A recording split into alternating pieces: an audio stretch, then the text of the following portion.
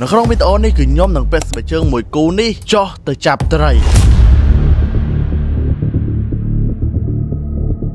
អញ្ចឹងអ្វីដែលខ្ញុំត្រូវការបំផុតនោះគឺខ្ញុំអត់ទាន់មានស្បែកជើងប៉ាតែអញ្ចឹងខ្ញុំត្រូវធ្វើដំណើរទៅកាន់ខេត្តតាកែវដើម្បីទិញស្បែកជើងប៉ាតែមួយគូហើយនៅពេលនោះខ្ញុំបានទៅហាងដុល្លារព្រោះថានៅទីនោះគឺសម្បូរស្បែកជើងប៉ាតែមែនតែនដើម្បីឲ្យខ្ញុំរើសឥឡូវចង់ដឹងថាឯងទិញស្បែកជើងយកធ្វើអីអត់ទិញយកធ្វើគេ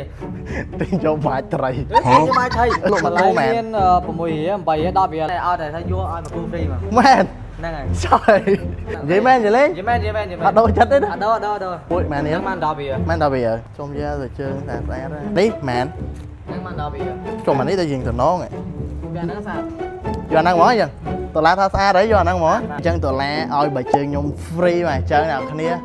កុំភ្លេចមកជួយ support ហាងគាត់ផងបាននៅទល់មុខសាលាជាស៊ីមតកែវបើសិនជាមកពីអូច្បក់នៅពីខាងស្នាមដៃហ្មងគឺមកពីមានឯករាជ្យតើយើងឆ្លងផ្លូវមកពីខាងនេះវិញអូខេអ្នកនរនេះចឹងបានផែនជើងប៊ូក៏មានអីក៏មានដែរកៅក៏មាននៅក្រោយតែណាឥឡូវមើលកៅមួយទៀតហ្មងមើល free អត់ free ចុះមែនអត់មែនទេតែអាហ្នឹងដុល្លារដឹងតែខាតដើមហើយ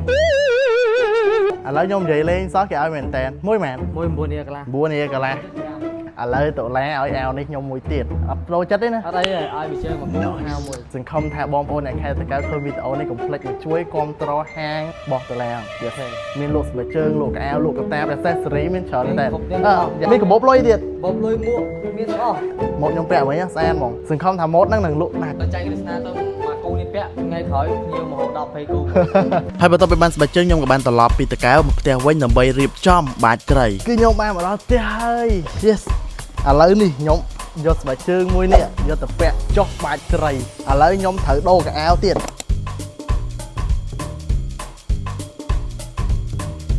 ក៏ប៉ុន្តែនៅក្នុងវីដេអូនេះខ្ញុំមកធ្វើម្នាក់ឯងគឺអត់កើតទេគឺខ្ញុំមានតែមកជួយខ្ញុំនៅក្នុងវីដេអូនេះអញ្ចឹងអានេះគឺ net ហើយនឹងពេជ្រមកជួយបាច់ត្រីខ្ញុំនៅក្នុងថ្ងៃហ្នឹង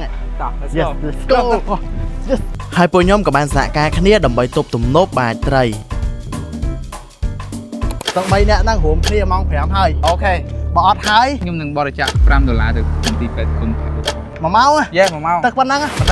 Yes ហើយពួកខ្ញុំទាំង3នាក់ក៏បានសហការគ្នាដើម្បីបាច់ទឹកនៅក្នុងស្រែនោះឲ្យរីងដើម្បីចាប់ត្រីហើយទីបំផុតពួកខ្ញុំទាំង3នាក់ក៏បានសហការគ្នាបានដោយជោគជ័យឥឡូវហ្នឹងគឺ net ត្រូវបរិច្ចាគទៅកាន់មន្ទីរពេទ្យគុណភ័ក្របុប្ផាចំនួន$5តែខ្ញុំក៏បរិច្ចាគដែរមែន Yes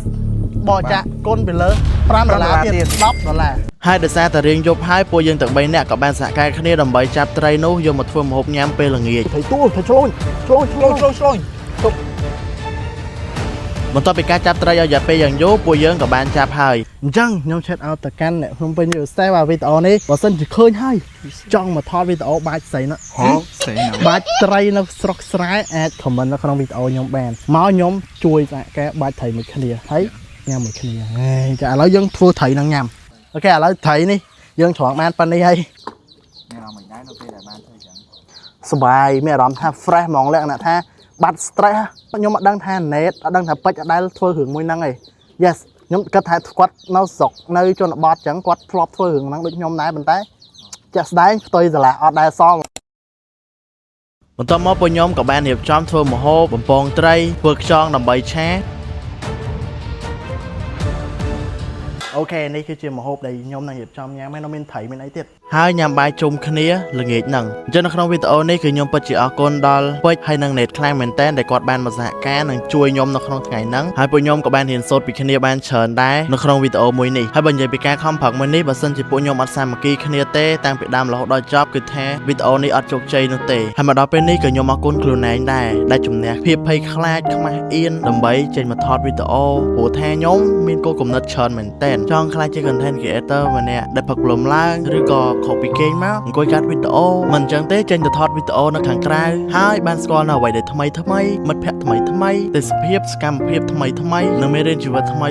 ហើយក៏អរគុណដល់អ្នកដែលកំពុងតែមើលវីដេអូនេះផងដែរពិតជាអរគុណមែនតើបើសិនជាអត់មានបងប្អូនទាំងអស់គ្នាជួយគាំទ្រនិងមើលវីដេអូ share comment ទេក៏ខ្ញុំអត់មានថ្ងៃនេះដែរ